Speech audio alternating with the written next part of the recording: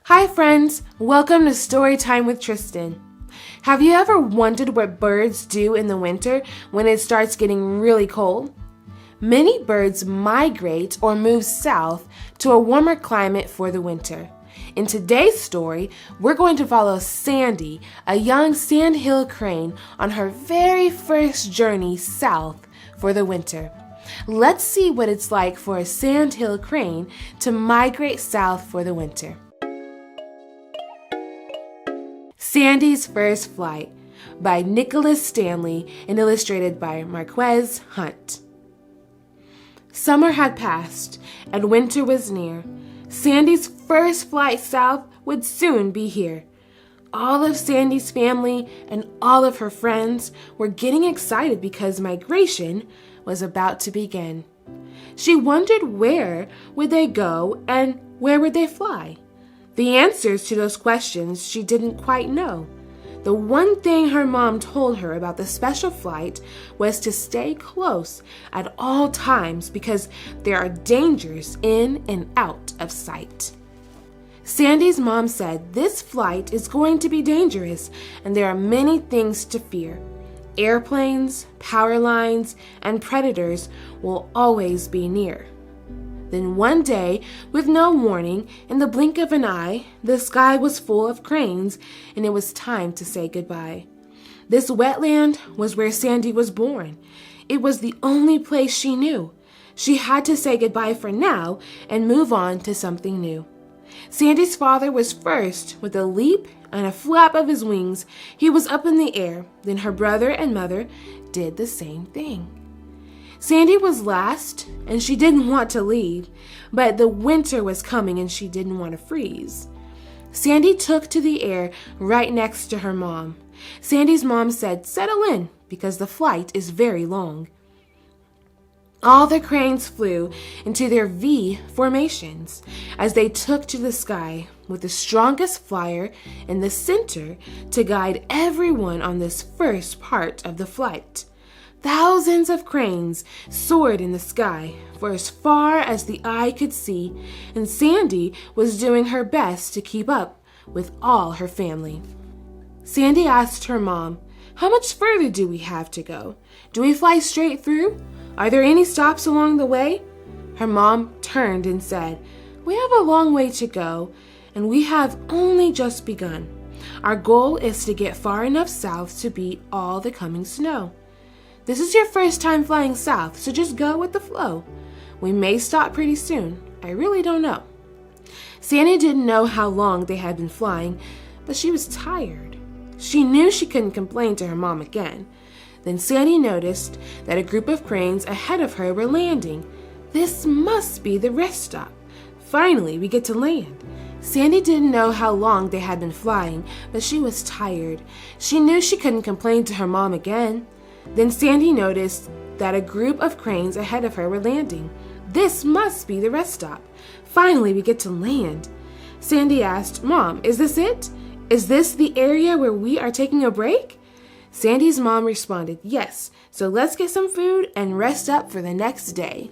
Although it was just what Sandy needed, she didn't know what to do because this was the first time she had ever been here.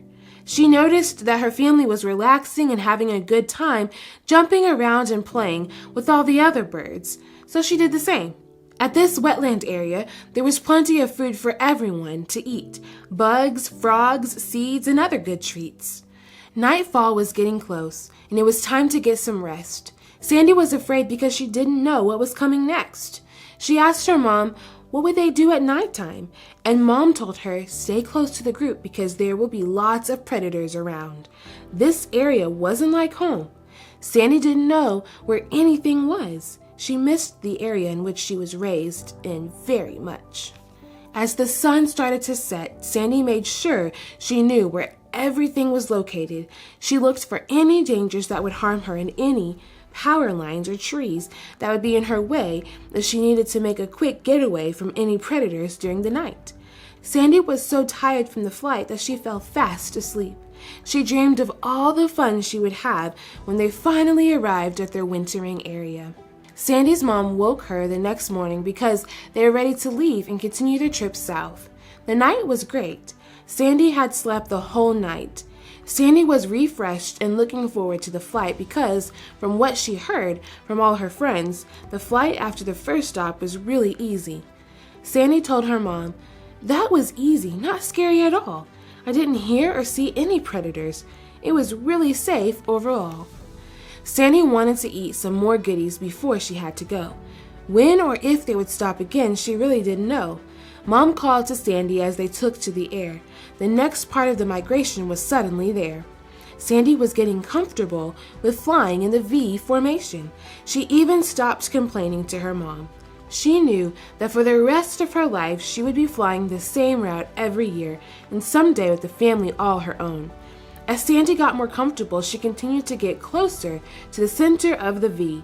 She really wanted that center spot so she could get her chance to lead all her family and friends. Sandy was flying right next to the center, and she knew that as soon as her friend Sammy got tired, she was going to take over the lead spot.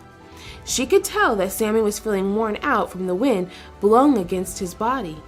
The time was finally here. Sandy was able to take her turn at the center of the V. She made her family proud. Not every crane gets to fly in the center spot her first year flying south. As soon as she flew into position, she could feel what everyone was telling her about flying in the center of the V. The wind was pounding her. Sandy knew she was strong enough to handle it, so she kept flying. The flight seemed to get easier the longer she flew in the center position. She wondered how long she would last in the center position. Then, all of a sudden, as she looked into the distance, Sandy could clearly see a vast amount of water ahead of her. She couldn't believe it. She was going to lead her family and friends into the wintering area. She started the descent into the wetland. Cattails, trees, and many other wetland animals were all around. Could it be the wetland that she had heard about all this time? It was everything she imagined and more. All the cranes were happy and celebrated the end of another winter migration. They all celebrated by hopping and dancing with one another until the sun went down. Sandy looked forward to the many years ahead when she, along with all the other cranes, would migrate south for the winter again. The end. So, what did you learn about cranes migrating south? I learned that the flight can be dangerous for cranes because of airplanes, power lines, and predators. That it's important cranes stay close to the group for protection, and that the migration journey is very long and cranes have to work together to get there safely. I also learned that cranes fly in a V formation. The crane flying in the center of the V has the hardest and most important job leading the group, and that cranes take turns with this job once they get tired. Special thanks to Nicholas Stanley for granting permission to read aloud Sandy's First Flight. Make sure to get your own copy of this book so that you can add it to your library. Thanks for joining me on Storytime with Tristan. To find out how you can purchase today's book, take an online reading class with me, or learn how you can purchase shirts like mine to help support fostering, adoption, education, and dog rescue, click the description below. Don't forget to give this video a thumbs up and hit that subscribe button so that you can stay up to date on all my latest videos. I'll see you next time for another reading adventure.